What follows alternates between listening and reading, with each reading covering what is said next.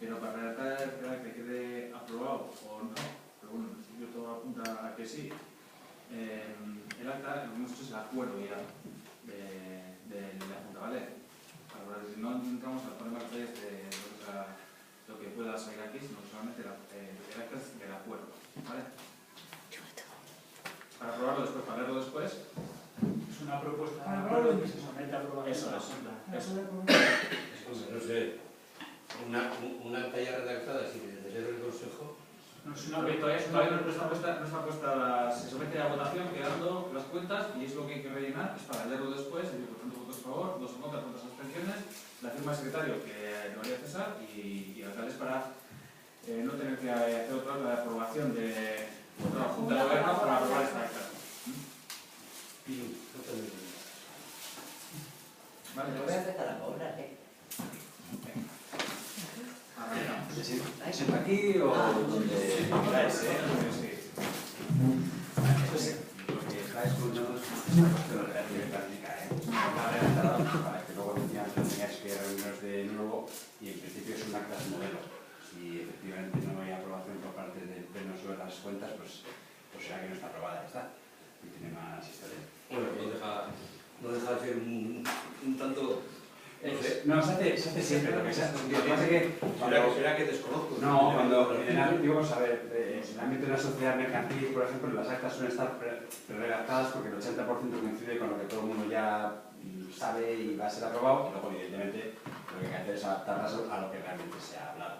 Las actas de las aprobaciones de cuentas, como son casi todas iguales, con ligeras modificaciones, aquí lo único que puede variar, bueno, evidentemente se nos aceptan desde luego, y luego la aplicación del resultado que se dedique a una cosa u otra. El resultado es el que es.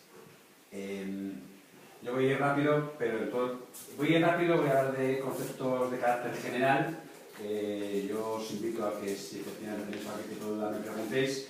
Algunas puedo resolver y otras no, porque en realidad yo como administrador pues, tengo el conocimiento de los estados financieros de la sociedad con carácter general y hay cosas que en detalle quizás no conozca o no pueda precisaros. Estáis invitados, como siempre os he dicho, a ponernos en contacto conmigo para pedir mayores detalles sin ningún tipo de inconveniente.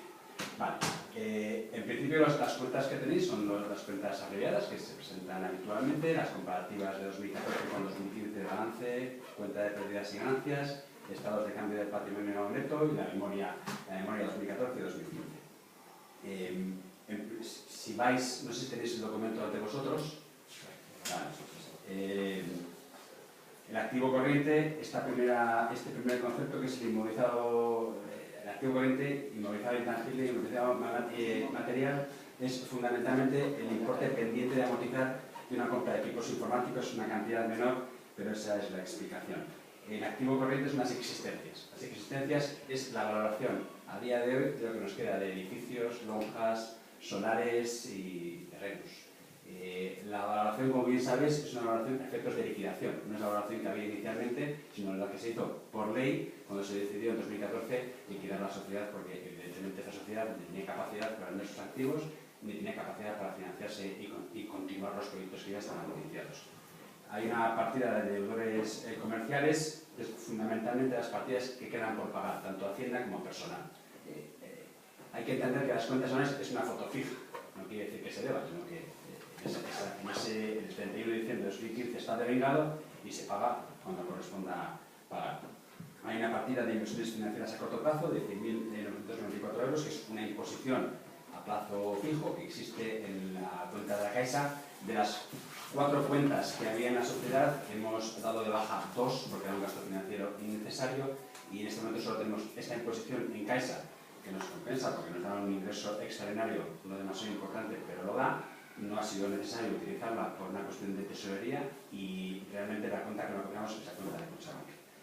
Y hay un efectivo a 31 de diciembre de 2015 de 74.237 euros.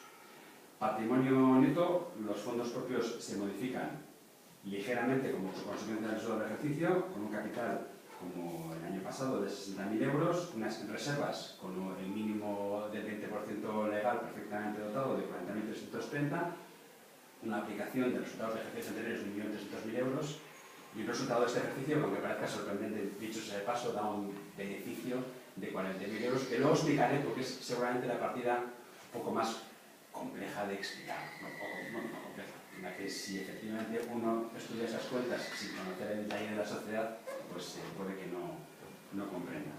El pasivo corriente es sencillo.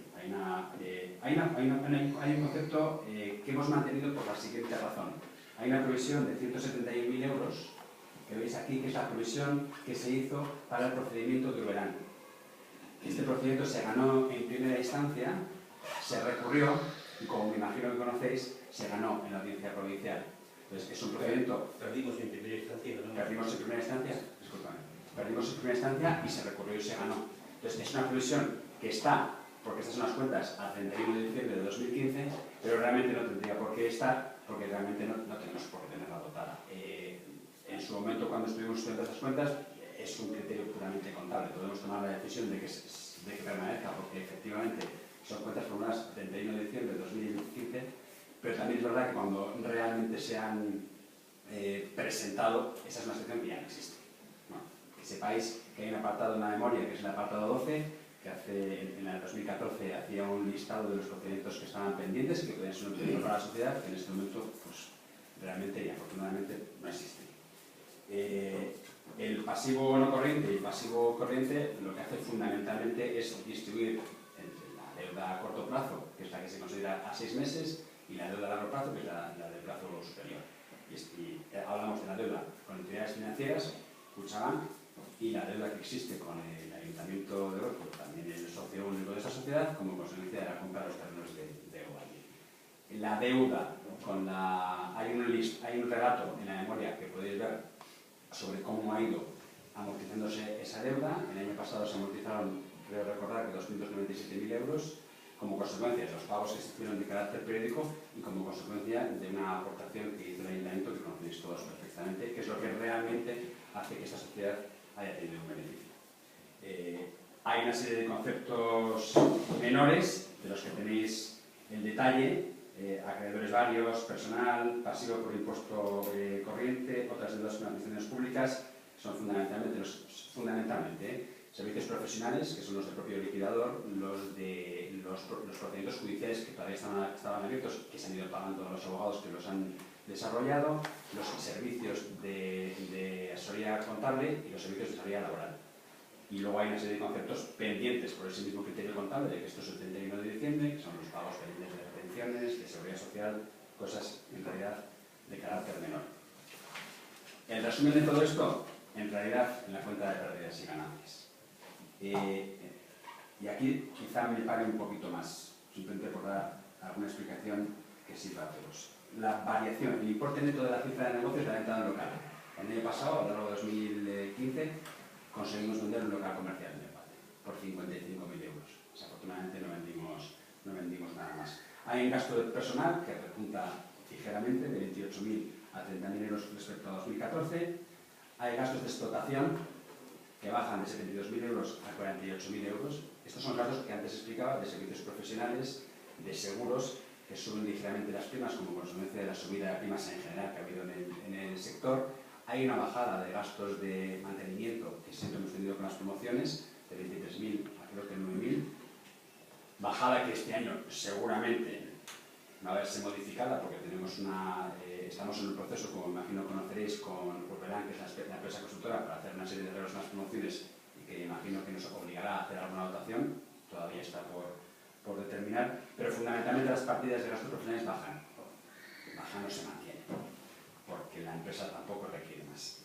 Hay una partida, y esta es la que sí quiero explicar, que son los otros ingresos de explotación, como consecuencia del procedimiento que yo imagino que todos conoceréis con Diputación y con Hacienda en concreto. Zubial tiene obligación de facturar al Ayuntamiento por gastos de alquiler.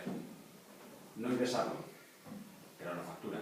Entonces, en realidad, la resultante de esto es que hay un ingreso extraordinario de explotación de cerca de 86.000 euros, que es, por un lado, las actas de los IVAs pendientes todavía 2015, 5 o 6.000 euros, y un gasto extraordinario de 80.000 como consecuencia de esas facturas que realmente no están ingresadas. El gasto real para la compañía es que, aunque no ingresa, tiene que pagar el IVA, que son cerca de 22.000 euros.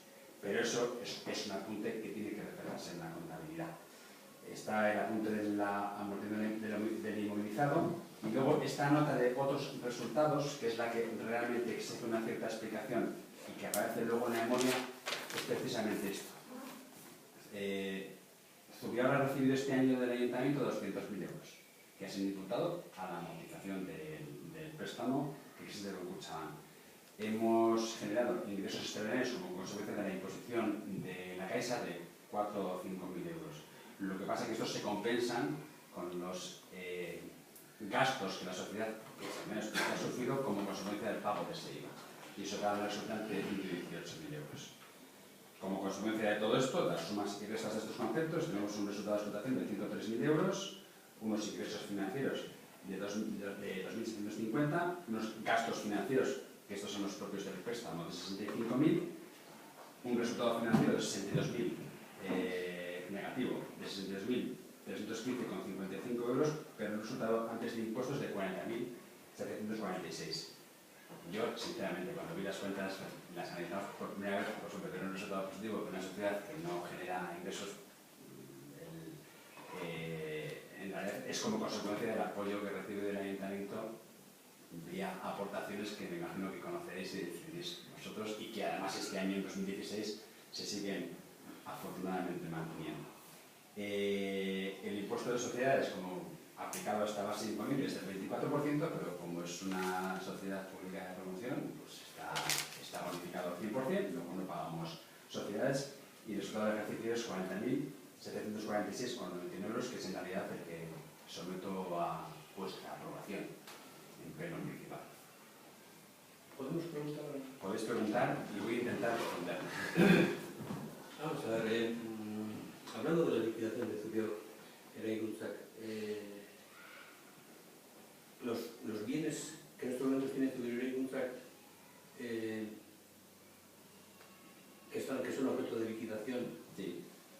esos bienes no, ¿por qué no se traspasan directamente al ayuntamiento? Bien, no siendo un tema de cuentas. Sí, es una inquietud. Inquietud que tenemos también nosotros. La primera apuesta que hice yo como liquidador fue intentar venderlo. La primera propuesta que yo hice es valorar el precio. En la idea que efectivamente el pleno municipal puede tomar la decisión de bajarlo. Lo que pasa es que también es verdad que bajarlo tampoco se puede demasiado más porque tenemos una hipoteca por detrás que hay que cubrir. Y tampoco vas a vender a un precio menor que el de... Totalmente de acuerdo. Y a partir de ahí hay una siguiente o un segundo estudio que está en proceso para hacer una cesión global del activo. El problema de la cesión global del activo se conlleva, y de hecho hay un informe hecho, un informe realizado que no sé si está a disposición en realidad, pero que el problema es que obligaría al ayuntamiento a soportar un IVA de cierta importancia. Pues en el proceso ahora mismo lo que hemos hecho es una consulta a la Hacienda Foral para preguntarles cómo hacerlo. O sea, es una posibilidad.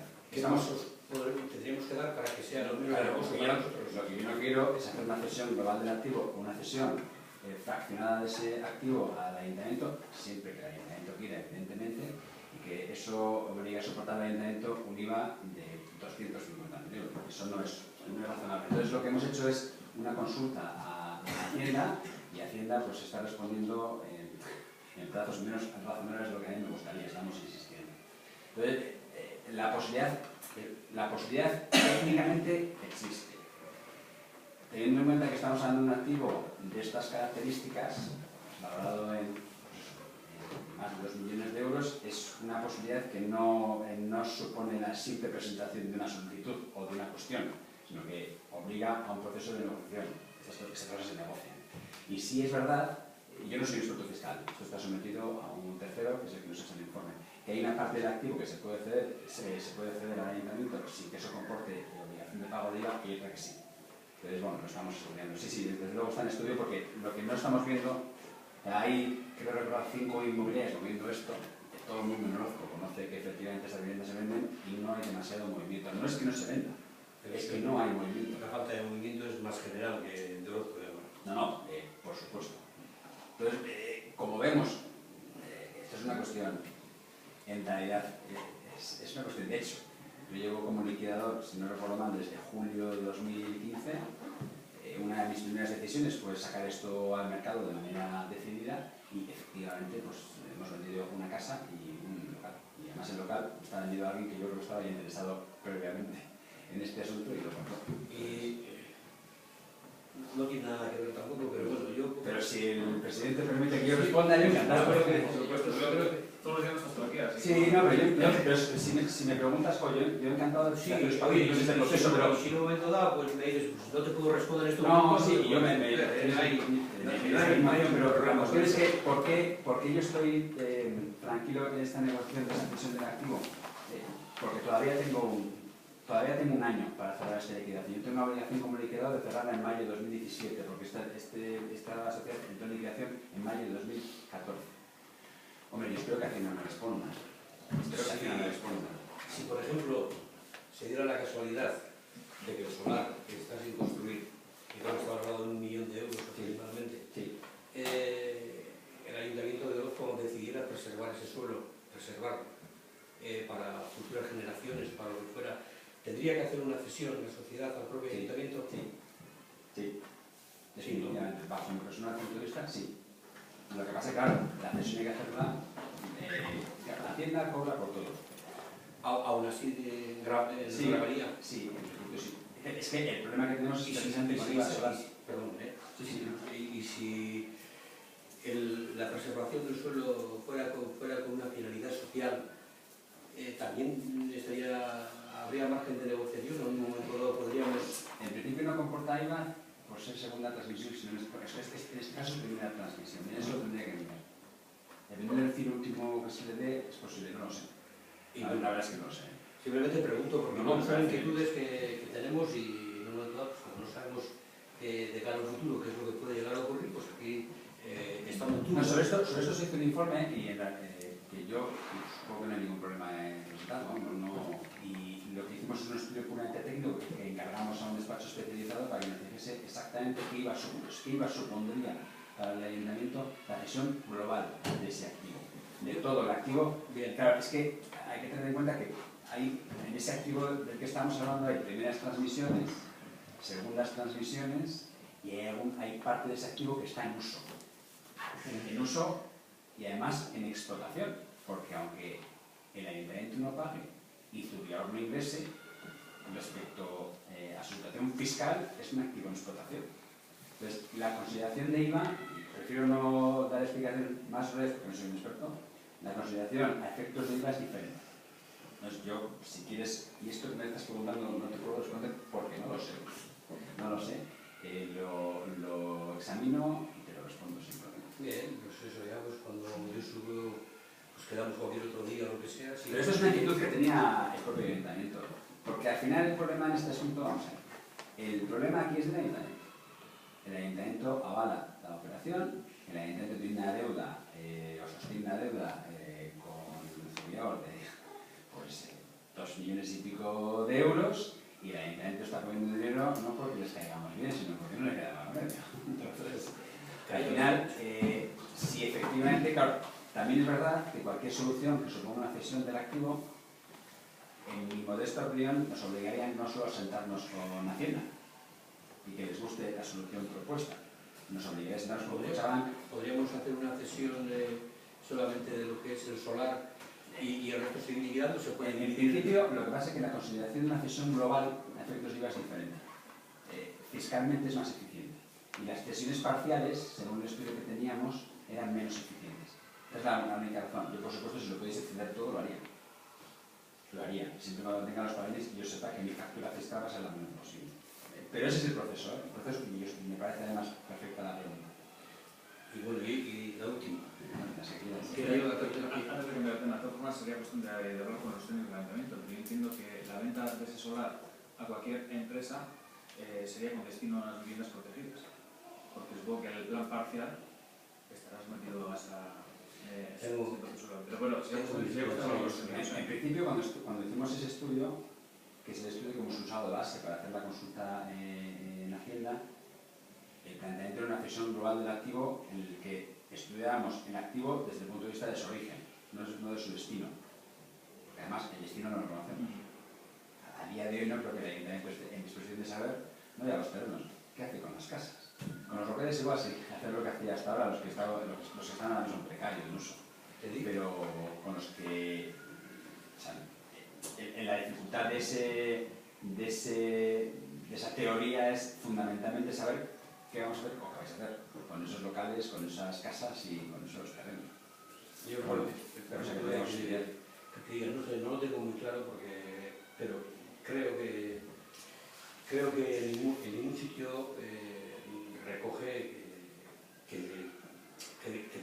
deba tener un fin determinado estudiar el ley. Yo lo que entiendo es que dentro de lo que es el plan parcial de Oade ha habido suelo que se ha vendido a constructoras privadas, y en un momento dado puede ocurrir también que ese suelo se venda, a no ser de que en algún sitio esté estipulado de que nadie puede realizar una vivienda libre, que tengo mis dudas. Yo puedo hacerme cargo de ese solar con 1 millón de euros y la verdad que mete un pelotazo, no te voy a decir... A mí si mañana viene, sin cesión, si me viene mañana quien sea y me da 1 millón de euros por ese terreno y a la tarde ya he firmado. Pues yo te lo compraría. ¿Ah, sí? Sí. Pues no, ni nadie todavía. Pues por eso, porque no tengo 1 millón de euros y no te lo compraría. Claro. Es evidente. Es evidente. Es que a mí me cuesta muy poco ver las escrituras, pero es que está valorado en 1 millón de euros. Es más, los terrenos, sí es cierto que con las inmobiliarias con las que trabajamos estamos intentando vender las casas. Pero también es verdad, les hemos contado cuál es nuestro activo. Y les hemos dicho, mira, si eres capaz de colocarlo, de hecho hay una inmobiliaria que uno de sus campos de actuación es la venta de terreno. Pero claro, por supuesto que os lo he dicho, a mí si me lo venden 1 millón de euros mañana. Igual hoy por la tarde si me hace por notario, aunque están de forma intensiva, pero vamos.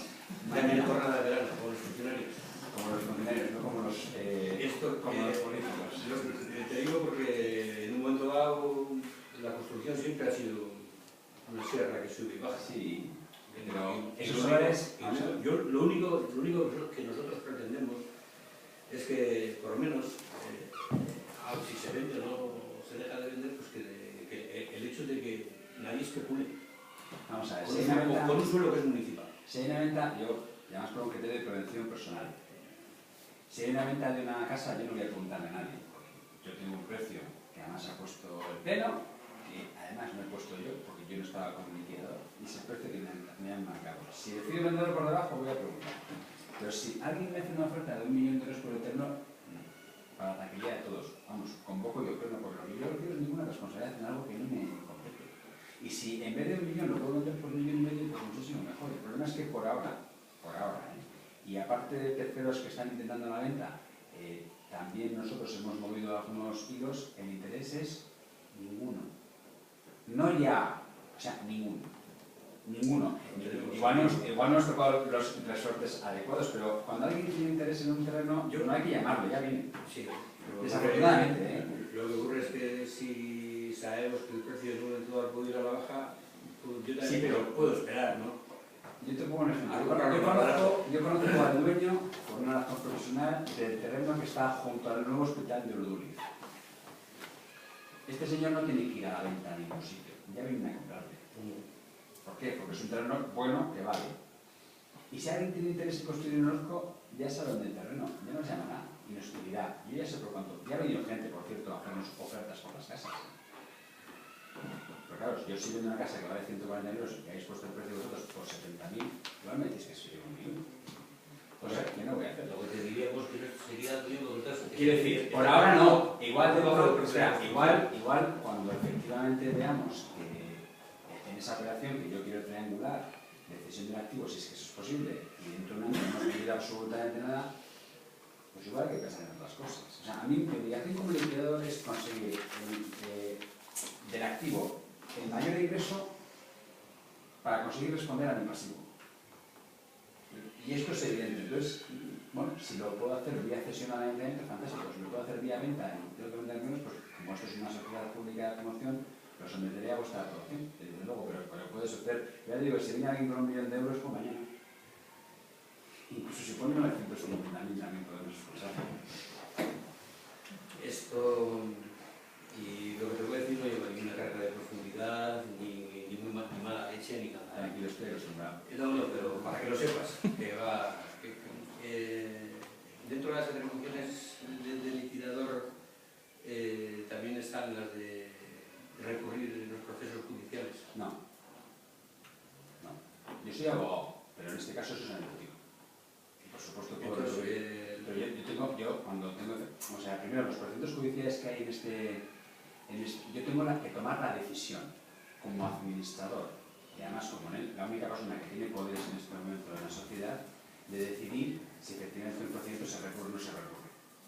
Y en ese caso de analizar el presupuesto o la propuesta de honorarios que se me plantea para pagar o no pagarla, cosa que he hecho recientemente. Porque hay un procedimiento judicial abierto en el Tribunal de Cuentas que yo razonablemente he pensado que si está abierto y la sociedad tiene alguna posibilidad de recuperar dinero, mi obligación es mantenerlo. Entonces sí está dentro de tus... No, está dentro de mis instalaciones tomar la decisión, pero no recurrir como profesional. Entonces lo que yo... O sea, tú recurres como liquidador y los servicios jurídicos se lo das a una asesoría. En este caso además había un profesional ya designado. Entonces sí es cierto que en concreto yo en este momento como liquidador he vivido dos procedimientos vivos, que son el de Urbelán, que cuando yo llegué ya estaba efectivamente recurrido a la audiencia provincial, que afortunadamente se ha ganado y que con toda probabilidad si me hubiese tocado a mí tomar la decisión, si efectivamente el profesional me dice que hay posibilidades, pues lo habría hecho. Ha salido bien, fantástico. Y luego está el procedimiento en el Tribunal de Cuentas, que efectivamente está ahora mismo en proceso y a mí me tocó tomar la decisión de continuar así. O sea, yo como administrador, pero como si fuese el administrador de cualquier sociedad, yo tengo la obligación de tomar esas decisiones, unas u otras. ¿Y el proceso de la incriminación de los tres consejeros también lo llevas tú? No, yo no lo llevo, lo lleva un profesional externo. Eso ni nosotros, ni... Eso es algo que el juez en su día mandó que se investigue el procedimiento penal. No, en ese procedimiento civil además Limitamos no está en ninguna Ni como ayuntamiento de Orozco. No. ¿Qué va? O sea, el famoso juez de la sala número 5 es la que tiene que investigar el... Pues mira, hay procedimientos... Se dedujo testimonio en la sentencia del juzgado del contencioso administrativo. El juez decidió deducir testimonio y remitirlo al juzgado de instrucción. Se han abierto unas diligencias y a mí, desde el campo de Nerea, estuvimos allá por el mes de octubre declarando como testigos y más no hemos vuelto a saber de ese tema. Que de hecho, perdóname, Bueno, y nos hemos intentado, bueno, yo no, antes de que yo entrase en mis funciones como liquidador, el anterior liquidador intentó personar a Jovial como parte en este procedimiento, fundamentalmente para enterarse. Y el tribunal estimó que no era muy parte. bueno, ya que vivimos tiempos poco convulsos y que tenemos un lenguaje distendido, no cabría la posibilidad de retirar.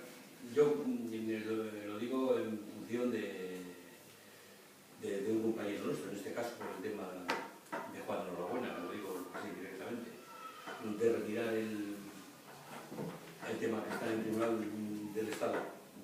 Yo sí estimo que el tema, vamos a ver, mi obligación como liquidador es preservar los No voy a entrar exclusivamente donde están Pedro Mario y José Estivali, porque es una cosa que no nos compete, ¿no? Pero no, mira, porque directamente, pero si hubiera sido competencia nuestra también lo hubiera solicitado. Ya de una vez pues, dejar pues, todo aquello que nos llevó a unos enfrentamientos casi incluso personales.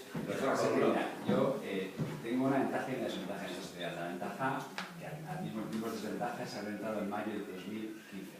Entonces, sí es cierto que a mí me ha costado mucho ponerme en posición, pero también es verdad que yo tengo que respetar algunas decisiones que se han tomado con anterioridad. Y sobre todo, que desde un punto de vista técnico y de mi propia responsabilidad, mi obligación es preservar los intereses de Zubiao, exclusivamente. Y es más, obviando el hecho de que el socio único es el ayuntamiento. Y si yo entiendo, porque el profesional que lo lleva me ofrece garantías, razonables garantías, porque estás hablando de un proceso judicial, de que efectivamente se puede deducir una responsabilidad por parte de quien sea, y eso puede reportar un ingreso, porque ha habido un previo perjuicio de la sociedad, yo tengo obligación de mantener el procedimiento. No solo legal, moral. Entonces, yo lo puedo entender, que por supuesto la sociedad como tal puede existir, pues hombre, si efectivamente ese es el acuerdo en pleno ya no me voy a meter y evidentemente lo respetaría. Pero en este momento que yo tomo esa decisión sin consultar, porque no tengo por qué consultar y porque es mi obligación tomar alguna decisión. Lo que no lo puedo hacer es ahí en stand-by. O sea, hace como cosa de un mes teníamos un plazo para proveer el procedimiento y es un plazo que se implementó y yo tomé la decisión de contratar al abogado que lo estaba llevando para llegar a la siguiente fase del procedimiento. Entonces, estás hablando de una cosa con sinceridad excede desafortunadamente de mi competencia. Ya podría ser. Bueno, entonces quedamos en que nos informarás sobre el tema de... Yo, si no tengo ningún inconveniente. Yo lo que es más, a mí el procedimiento, la consulta ante Hacienda, para mí es relevante. El que me respondan antes o me respondan después y que me respondan en uno u otro sentido va a cambiar completamente mi estrategia. Porque ahora, lo que nos hemos dado cuenta es que la estrategia de venta que estamos manteniendo, que no hay otra, no se me ocurre otra, ojalá si hubiese de estos pisos, pues no se han resultado, luego hemos tenido que pensar otras cosas. Y algo tenemos que pensar. Y es más, lo que pensemos, ahora tenemos cierto tiempo porque tenemos un plazo de venta, pero lo que pensemos, como en uno u otro sentido va a afectar al ayuntamiento, procuremos que la factura para el ayuntamiento sea la menor posible. Y dentro de eso, como estamos en un proceso que creo que podemos todos hablar con cierta tranquilidad, pues pensaremos en el mejor fin para esos activos. Y los alquileres con derecho a compra. El alquiler es un problema. Es un problema. El alquiler es un problema de carácter legal, porque si yo le alquilo a alguien, la ley de arrendamientos urbanos afortunadamente da derechos a los inquilinos. Y yo, como liquidador, lo que no puedo permitir es tener un activo con bicho. Y se me puede quedar. Y luego además la gente que se ha acercado a Zubior planteando esta posibilidad, que a mí me parece muy razonable. Claro, yo les podría plantear una alquiler con opción de compra, pagándome por el derecho de opción, porque yo evidentemente no puedo permitir dar un derecho de opción gratis, porque al fin y al cabo es una prerrogativa, es un derecho. Y además un derecho de opción que tuviese que ser ejercido en un corto espacio de tiempo, porque yo del plan no estoy. La sociedad del inquilino no puede estar. Entonces yo estoy, para mí es un ejercicio de responsabilidad y le puedo dejar un problema a la sociedad, incluso desde el punto de vista de mi propia responsabilidad. Entonces es un problema. No se puede hacer así. Y además, claro, visto un poco con cierta perspectiva, si alguien no me puede pagar esta casa es que me estoy arriesgando. O sea, es un riesgo. Entonces, lo que tenemos claro es que a partir de junio de 2017 tenemos que intentar algo en lo que queda de año para... Algo... Yo espero sinceramente que Hacienda nos responda sobre esto y que podamos pensarlo. O sea, yo espero que podamos hacer una cesión global de activo y espero que en ese caso la factura para el ayuntamiento sea la menor posible, lógicamente. Y ojalá en el camino vendamos casas. O lonjas. No sé cuándo es la próxima feria del Orozco, pero digamos, yo me pongo en un stand y hago lo que me pidáis. En San Juan, En San Juan. Tienes San Juan ahora, luego tienes San Antolín y luego tienes a Santa Lucía. Pasamos a la aprobación de las cuentas. Sí, venga. ¿Votos a favor de la aprobación de las cuentas anuales del año 2015? Pues entonces, paso al acta, aprobamos el acta y vamos con una foto. Me he sido más pesimista de lo que os había dicho al principio, pero bueno, hoy he puesto por lo menos algunas abstenciones. Bien, Asamblea Pleno Ordinaria de Orozco, el 14 de junio de 2016, a las 6:15, a las 18:15, se celebra la Junta General Ordinaria de Zubior y Cunchac, con asistencia de, como todos, excepto Sigor y Berenice, y Don César Buró, como administrador de la sociedad. Por un único punto, el orden del día. Examen y aprobación de las cuentas anuales del año 2015, balance, cuentas de pérdidas y ganancias, estado de cambios en el patrimonio y de memoria. La administración, el administrador da cuenta de las cuentas anuales del año 2015 a fecha del 31 de diciembre de 2015, según la documentación ya presentada. Se somete a votación, quedando aprobadas por 9 votos a favor. 8. Ah, no, sí. Y he puesto X abstenciones, y eso me lo pongo. Votos a favor de la aprobación del acta.